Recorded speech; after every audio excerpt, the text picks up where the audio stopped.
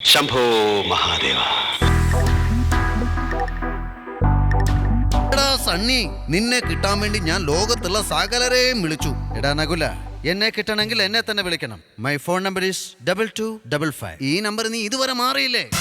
എടാ സണ്ണി, ഇവിടുത്തെ കാര്യമൊക്കെ ഭയങ്കര പ്രശ്നത്തിലാണ്. Please help me. ഒറ്റ നോട്ടത്തിൽ എനിക്ക് കാര്യങ്ങളൊക്കെ മനസ്സിലായി. ഇന്നത്തെ രാത്രി നീ എനിക്ക് താ. കാര്യങ്ങളെ കുറിച്ച് വിശദമായിട്ട് ഞാനൊന്ന് പഠിക്കട്ടെ.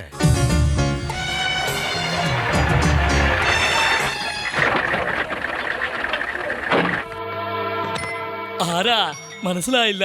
ഞങ്ങൾ കീഴാറ്റൂരില്ലത്ത് നിന്നും ബ്രഹ്മദത്തൻ തിരുമേനി പറഞ്ഞിട്ട് വരിക. എന്താ കാര്യം? ഈ ചാർത്ത് ഇവിടെ തരാൻ പറഞ്ഞു. ചന്ദനത്തിരി, കർപ്പൂരം, തേങ്ങ, വെളിച്ചെണ്ണ, 15 കസേര, സോഡ, കാപ്പി, ആവശ്യത്തിന് ജനറേറ്റർ 5000 വാട്ട്സ്. അമ്മാമ എന്താ ഇത്? ഇതാണോ ബാധയ്ക്കുള്ള ചാർത്ത്? ക്ഷമിക്കണം, മാറിപ്പോയി. ഇത് ബാധയ്ക്കുള്ള ലിസ്റ്റ് അല്ല, ഞങ്ങളുടെ കുടുംബക്ഷേത്രത്തിലെ ബാലയ്ക്കുള്ള ലിസ്റ്റാ. ഇതാ ചാർത്ത്. ഇത് ചാർത്തോ അതോ തോർത്തോ? എന്നാ പിന്നെ ഞങ്ങളങ്ങോട്ട് ഇവിടെ വരെ വന്ന സ്ഥിതിക്ക് എന്തെങ്കിലും കഴിച്ചിട്ട് പോകാം. വേണ്ട, ഇവിടെ നിന്നൊന്നും കഴിക്കാൻ നിൽക്കണ്ടെന്നാ തിരുമേനി പറഞ്ഞിരിക്കണേ. ഹൗ, സമാധാനായി. എല്ലാം പൊതിഞ്ഞ് വണ്ടിയിലേക്ക് വെച്ചോളൂ, ഇല്ലത്ത് പോയിട്ട് കഴിച്ചോളാം. നകുല, ഈ ലിസ്റ്റ് പ്രകാരമുള്ള സാധനങ്ങൾ എത്രയും പെട്ടെന്ന് തയ്യാറാക്കുക.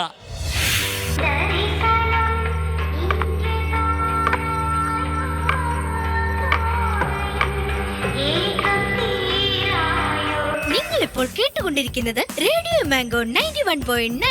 നാട്ടിലെങ്ങും പാട്ടായി. മനുഷ്യൻ വെറുതെ പേടിച്ചുപോയി. സണ്ണി, എങ്ങനെ ഉണ്ടായിരുന്നു ഇന്നലത്തെ രാത്രി? അതൊക്കെ പിന്നെ പറയാം. ഇനി ഞാൻ പറയാൻ പോകുന്ന കാര്യങ്ങൾ നീ ശ്രദ്ധിച്ച് കേൾക്കണം. നീ ഉദ്ദേശിക്കുന്നത് പോലെ മാടമ്പള്ളിയിലെ മാനസിക രോഗി ശ്രീദേവി അല്ല, പിന്നെ നിന്റെ ഭാര്യ ഗംഗയാണ്. സണ്ണി, ഞാനപ്പോ ഇത്രയും നാളും സിംഹത്തിന്റെ മടയിലാണോ താമസിച്ചത്?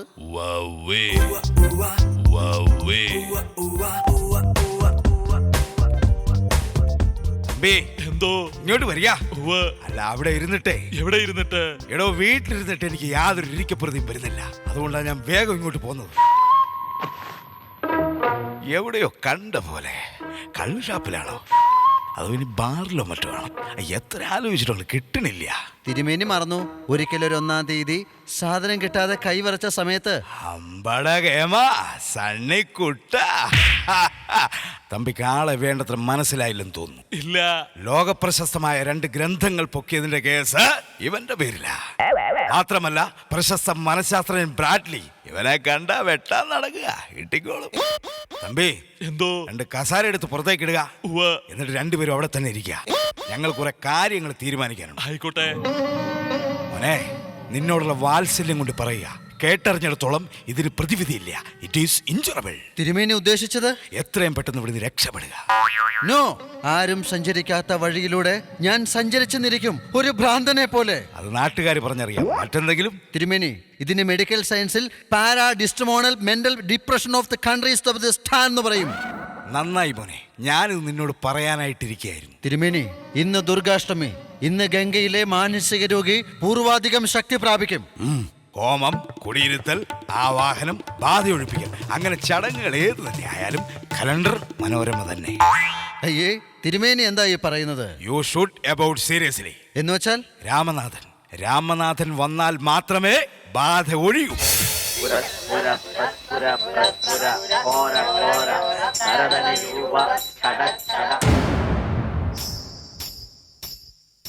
ഒരു മുறை வந்து பார்த்தாயா, நீ ஒரு முறை வந்து பார்த்தாயா. എന്താ നാഗവല്ലിയുടെ ഫ്യൂച്ചർ പ്ലാൻ? ഇവിടെ ഇരിക്കാൻ, ഈ കളത്തി വന്നിരിക്കാൻ.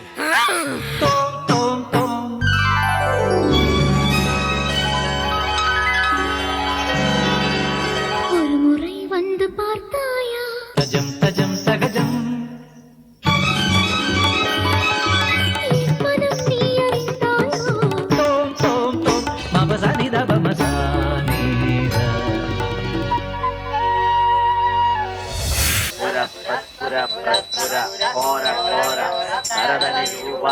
തിരുമേനി തിരുമേനി പൂജ നിർത്ത് പൂജ നിർത്ത്.